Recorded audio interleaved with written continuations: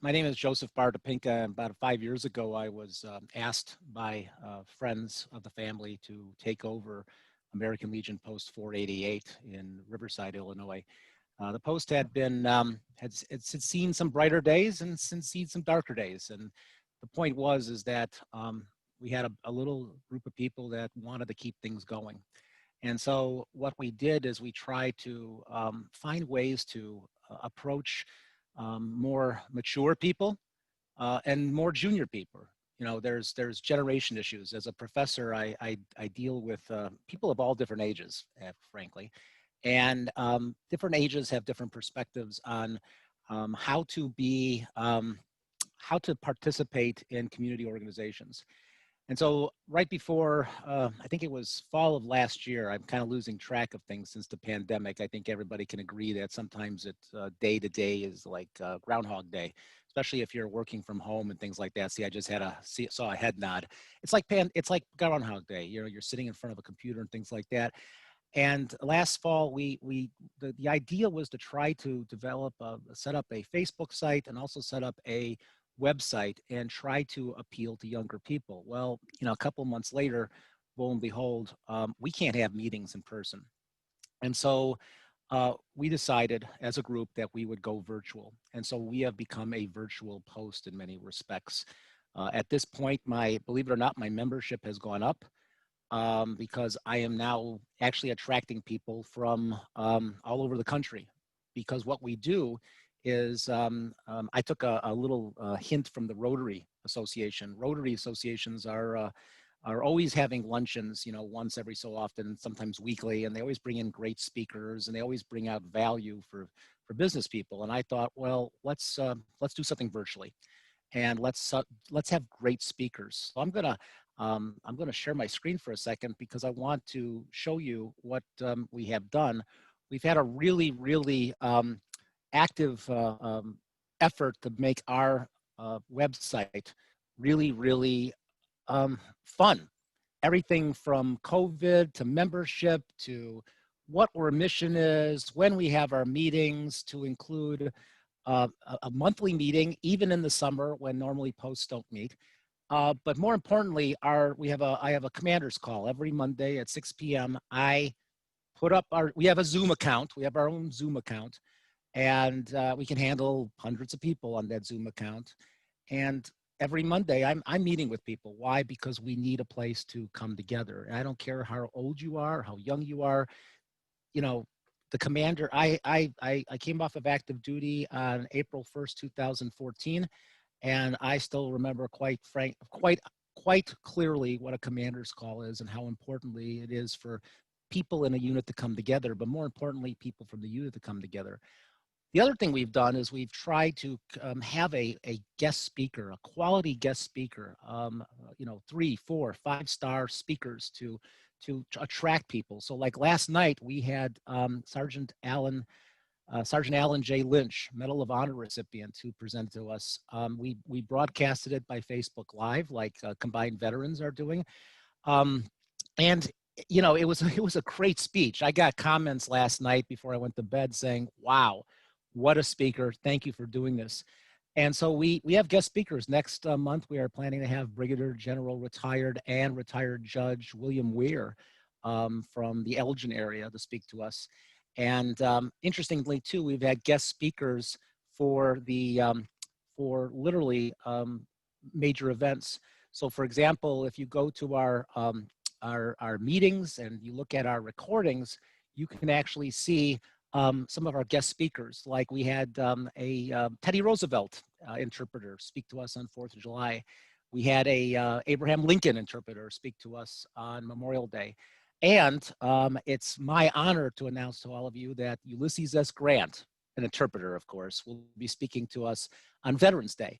So we have these community events, if you will, where we have speakers, not only at our meetings, but also at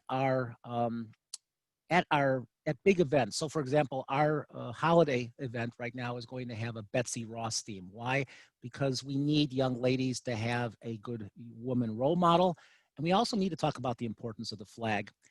If you look at our website, you'll notice that we tried to stay very active. We actually did a fundraiser. We did a virtual poppy sale. We made close to $1,000 this year on virtual poppies. And why did we do it? Well, we're trying to keep our memorial in Riverside looking great. Last year we raised almost $19,000 for the village of Riverside to stop our memorial from sinking. And now we got to put some final touches on it to make it look good for the next 100 years, because our post has been around for 100 years. And I think one of the more important things is um, something that Greg was saying earlier that I'd like to reaffirm to everybody. It's all about networking. When you have a veteran that doesn't know where to go, it's important that if he or she reaches out to one of us, that we may not have the immediate answer, but we know somebody that may know somebody that may know somebody or whatever. And that goes back and forth. I reach out to the community all the time. Why? Because as a post commander, that gives me a little bit of influence with the community, because I try to keep on good relations with the leaders of our community. But at the same time, I don't know what's going on in terms of maybe the resources that we can get for a particular veteran. So it's not unusual for me to call somebody like Greg Hopper or Tony Ward and say, you know anybody and knows anybody?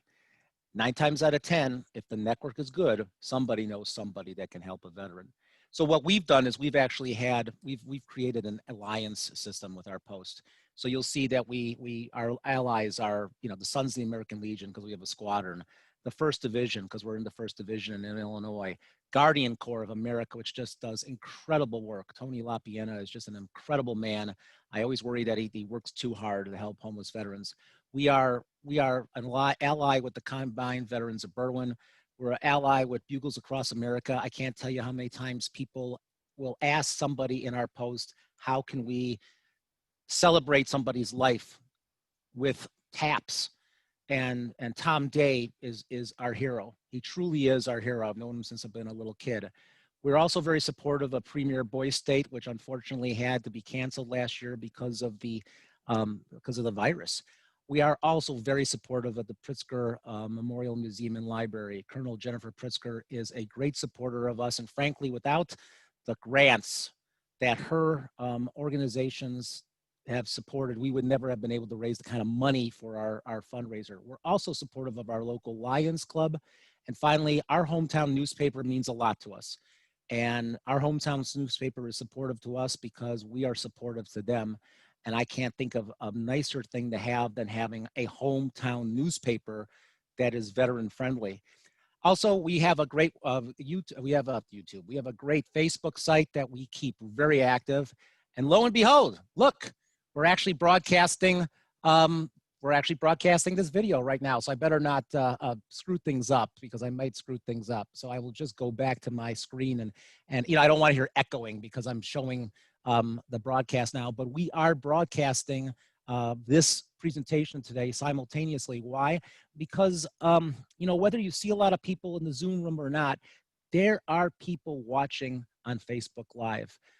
We had our Teddy Roosevelt presentation. We had, I don't know, I think we had like about 20, 40, I can't remember the number of people that actually participated in the Zoom room like we're looking at right now, which a lot of my colleagues like to call the Brady Bunch squares, for all of you who remember the wonderful Brady Bunch show, because you're all in squares.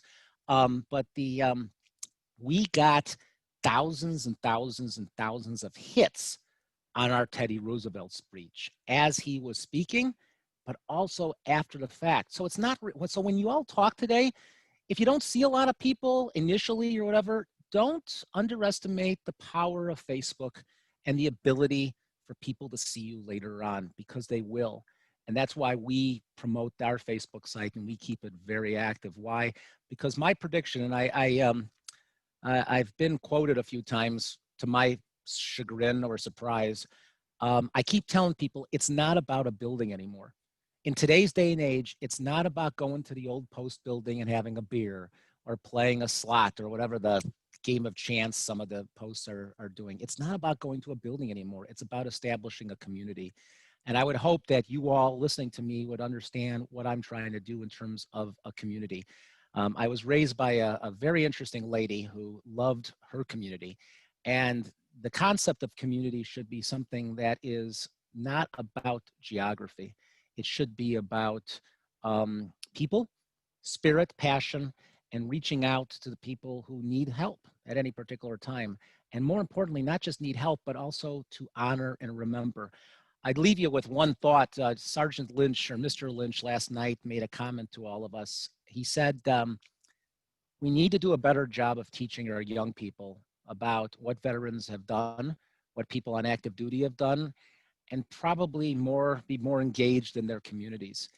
And I can't say enough about what he said. It was a very inspirational speech. So I would ask you all to not only think about the veterans of your communities, but also the communities that support those veterans.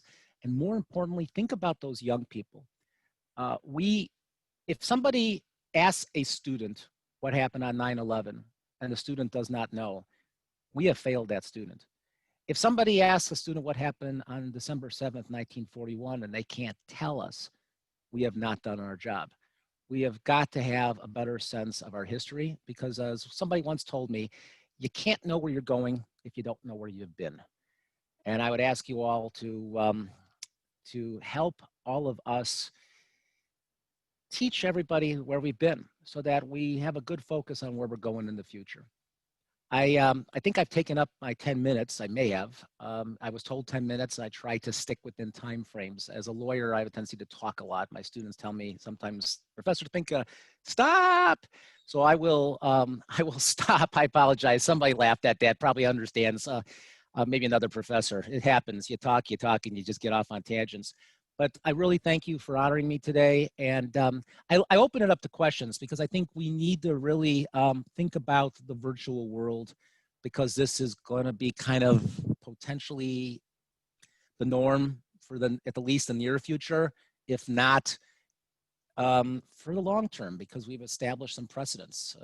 There was a time where you'd have to travel 2 to 3 hours to go to a conference. Now you can just sit back and participate. So I open it up to questions. Thank you, everybody, for honoring. Thanks for honoring Combined Veterans of Berwyn by your support. They are an incredible organization. Tony Ward and Greg Hopper are, well, frankly, they're role models. I don't know how they do it. And frankly, I think they just drink a lot of coffee. It's actually tea, but okay, we'll if anyone has any questions for the commander, please feel free. And just so you know, I will keep on for the rest of the day. I have to do I have to do vacuum cleaning. It's my job this weekend. So I will probably keep you'll see my face so I can at least listen. So if I don't respond, it's not because I'm not there. And by the way, that's what happens a lot in these meetings. People are doing other things while they're listening to a guest speaker, or that's what's happening. That's what my students do. I swear to you all, I have students that will turn their video off and they're not paying attention because they're trying to multitask.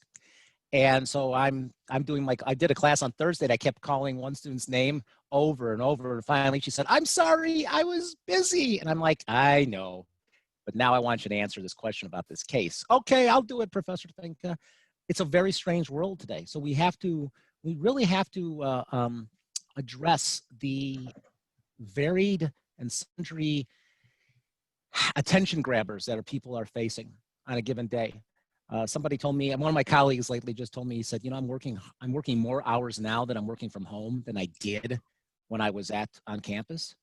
And you know what? Initially, I didn't think he was telling the truth. And then I started thinking about what I've been doing. And I'm like, oh my Lord, it's right. I'm spending so much time on Zoom meetings or talking to students this way.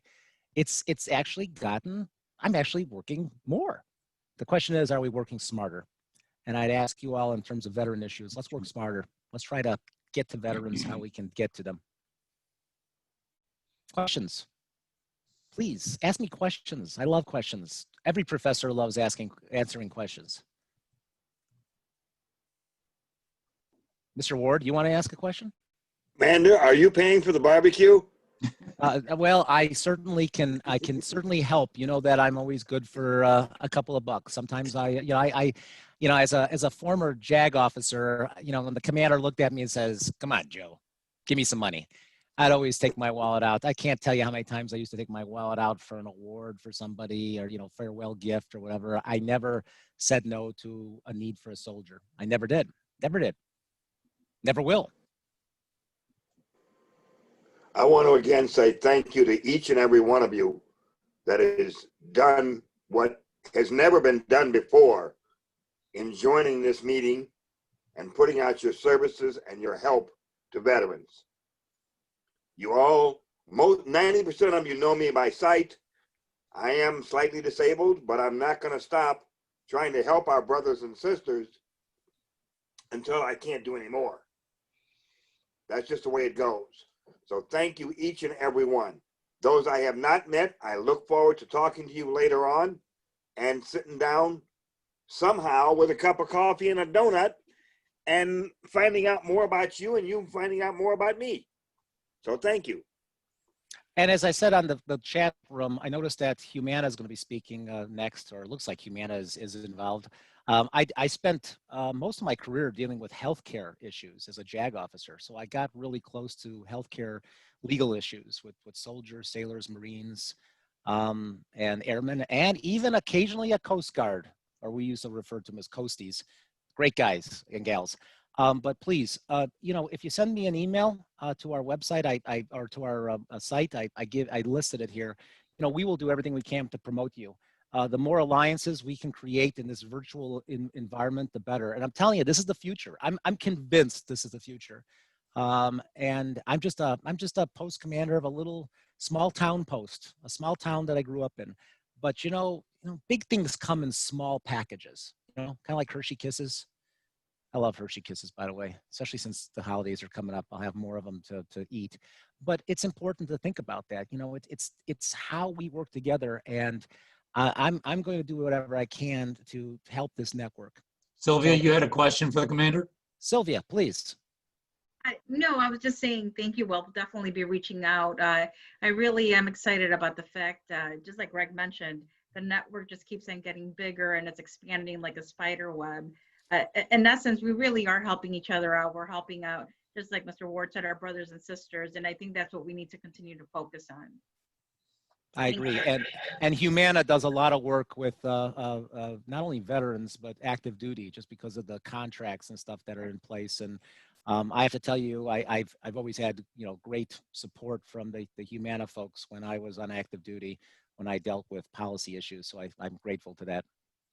Thank you. Wonderful to hear.